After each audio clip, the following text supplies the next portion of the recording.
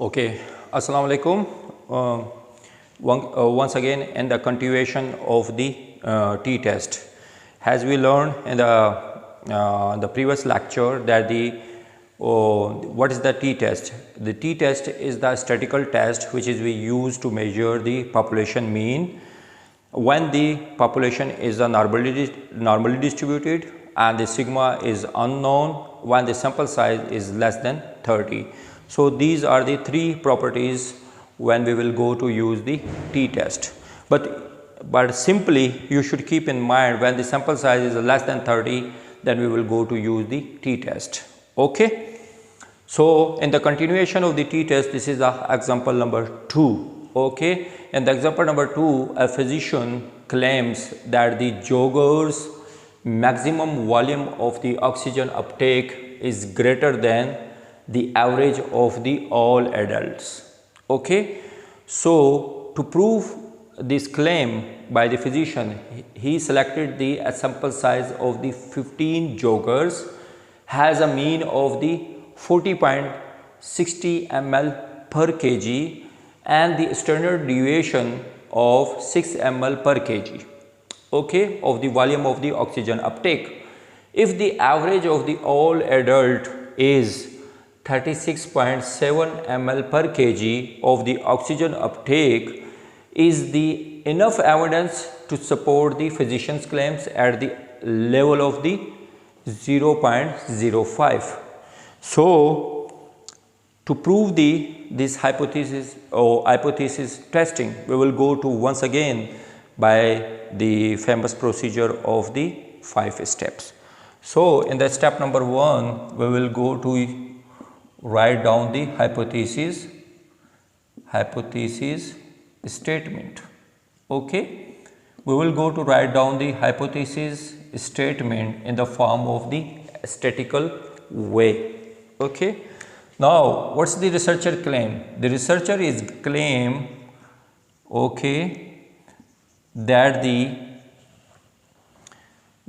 average that the jogger maximum volume of the oxygen uptake is greater than the average of the adult. Okay. So, what is the average of the adult? The average of all the adult is 36.7 ml per kg of the volume of the oxygen uptake. So, the researcher is claimed that the average of the all adult the joggers is volume of the oxygen uptake is greater than 36.7 ml per kg of the volume of the oxygen uptake, okay, joggers. Okay. Now, what would be the null hypothesis? The null hypothesis will be less than and equal to 36.7 ml per kg, okay, volume of oxygen uptake by the joggers. Okay. Right. Now, in the step number 2, we will go to write down the level of the significance. Okay, level of the significance.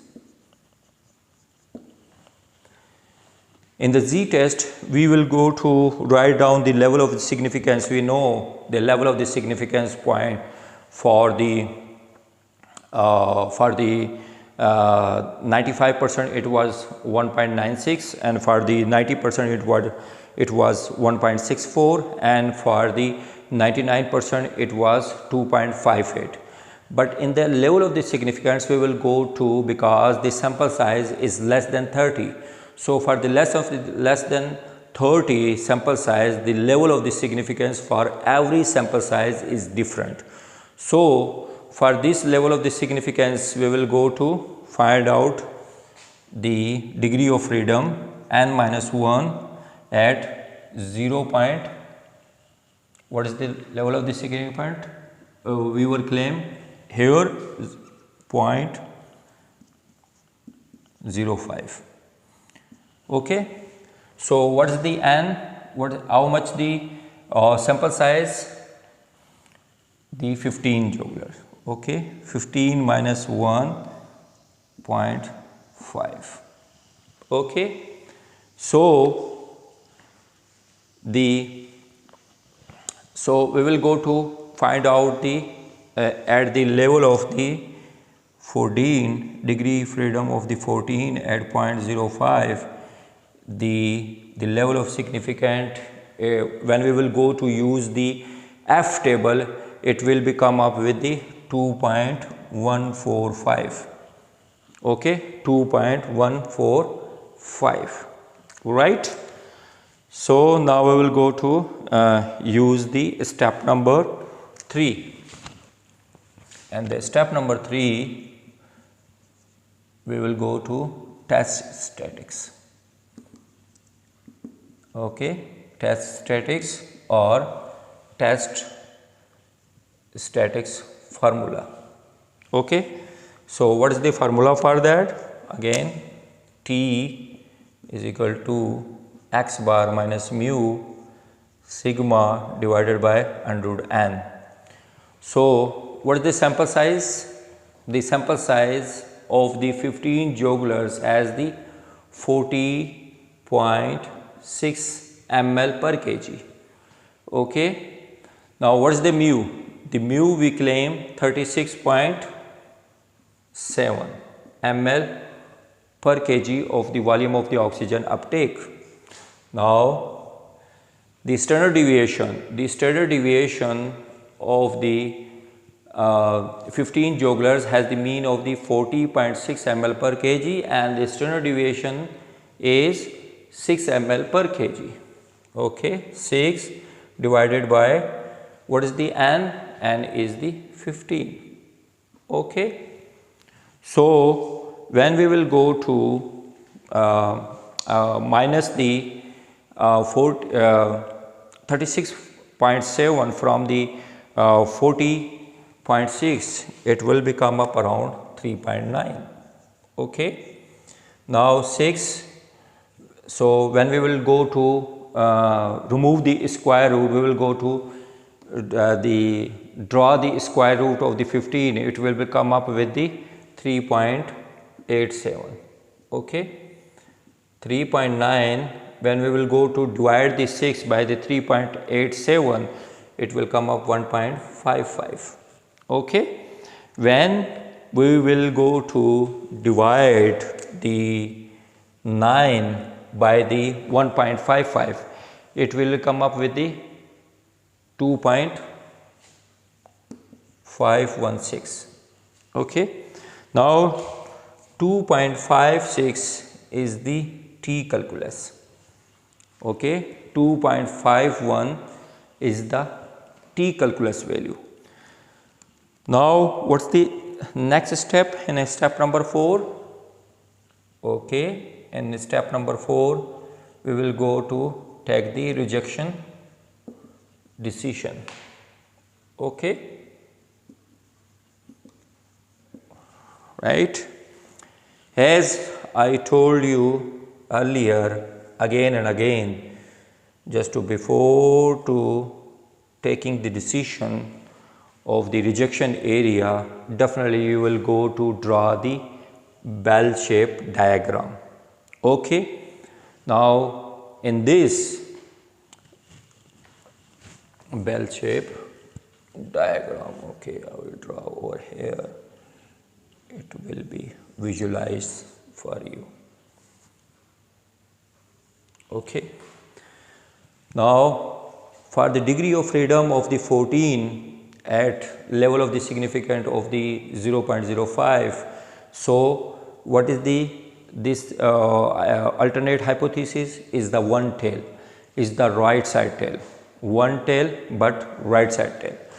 So in the alternate hypothesis, what is the researcher claim? The researcher is claimed that the adult jugulars, the average of the all adult jugulars is oxygen uptake is more than 36.7 ml per kg.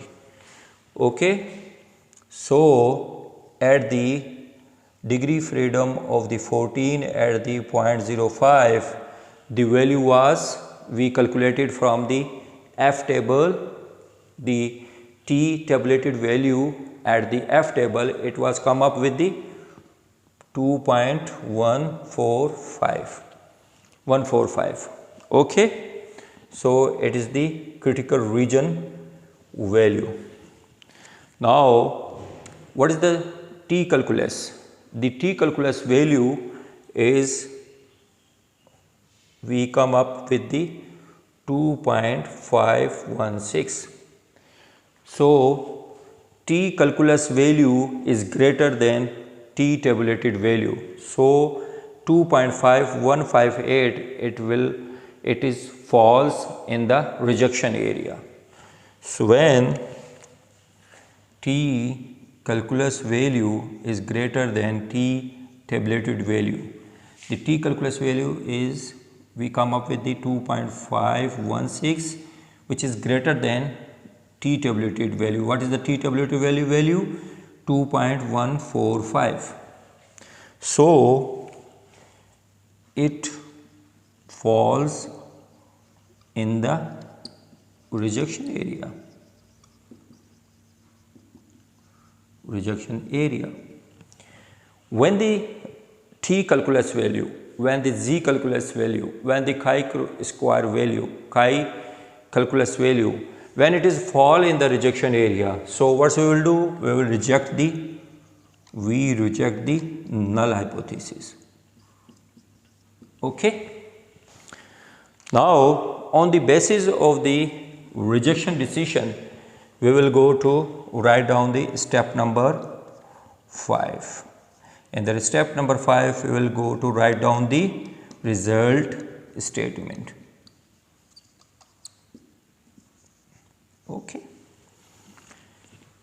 In the result statement, definitely it was claimed that is there enough evidence to support the physician claim at the level of the significance?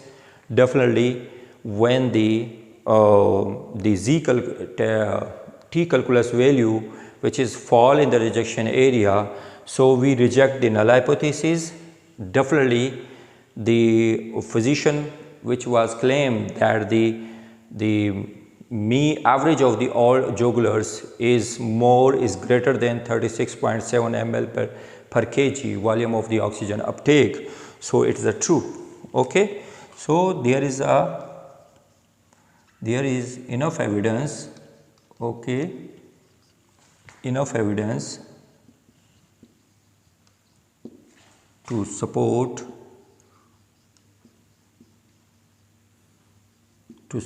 the claim,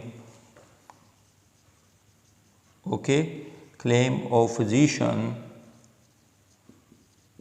okay, that the average, that the maximal, the physician claimed that the jugular's maximal volume of oxygen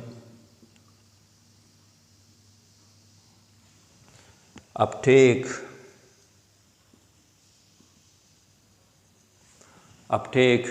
is greater, okay, greater than what was the claim? Is greater than 36.7 ml per kg. Okay. So the researcher was claimed that the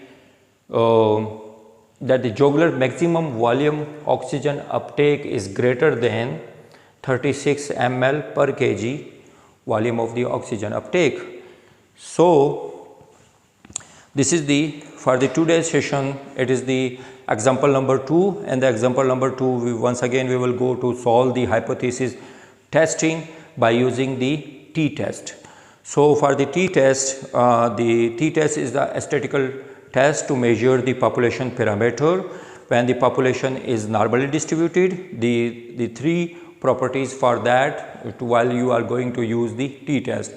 the population should be normally distributed and the sigma is unknown when the sample size is less than 30. Okay. So for the t-test and for the z-test, the formula is same, just at the replacement of the z, it is written over here is the t, then x bar minus mu divided by sigma or standard deviation divided by square root of the n. Okay. In the z-test, at the place of the n, it was a greater than 30. It was a 30, 35, 40, 50, 60, so on. But in the t-test, the n will become up less than 30. Okay, it will be 29, 26, 27, 10, 15 and etc. But in the level of the significant, and the level of the significant in the t-test is little bit different. In the level of the significance of the z-test, we will going to write down that the at the 90%, the level of significance was at the z table, it was the value of the 90% of the level of the significance of the 0.01, 0.1, it was the 1.64.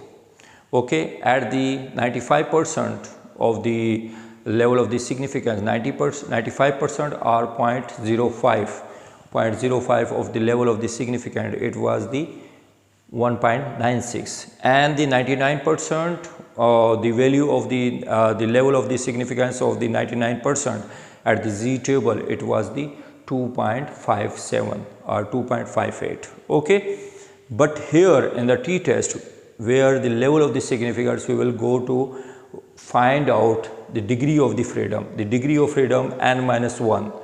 So what would be the sample size given in the example? We will go to minus 1 from that sample size. Okay, if it is the 15, in this example the 15 joggers has taken the sample size, so we will go to minus the 1 from the 15, the degree of freedom will become a 14.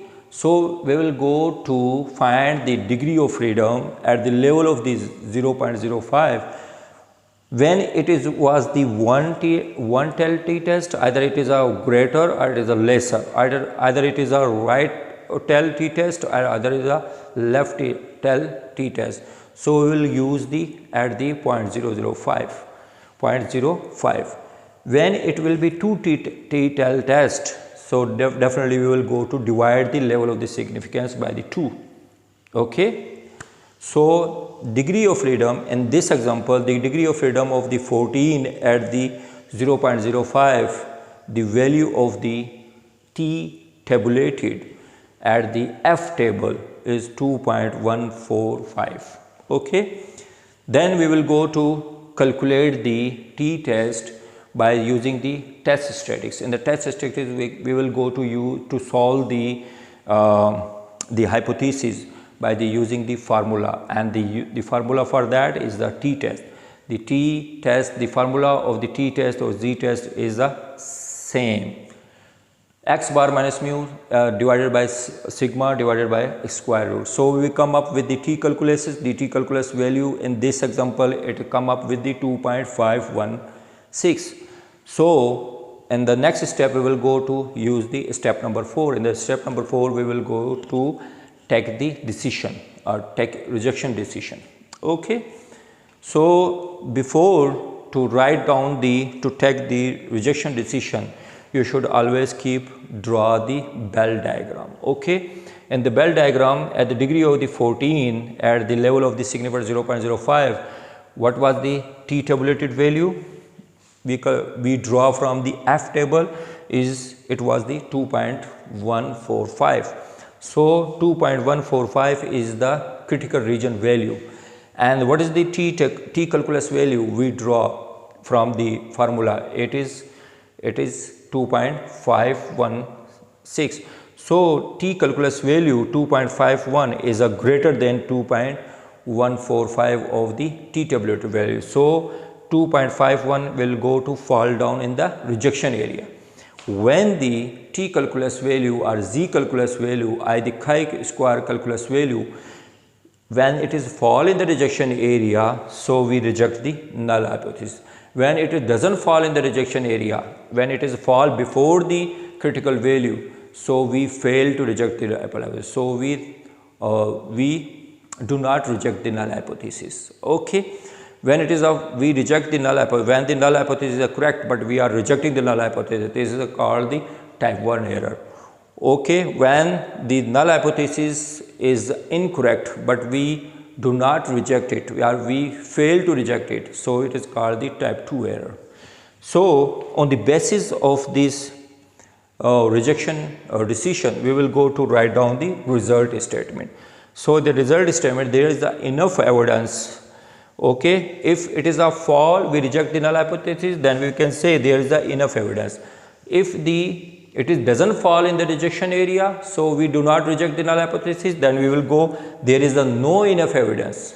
Okay, so here the critical value, the t calculus value is fall in the rejection area, so we reject the null hypothesis.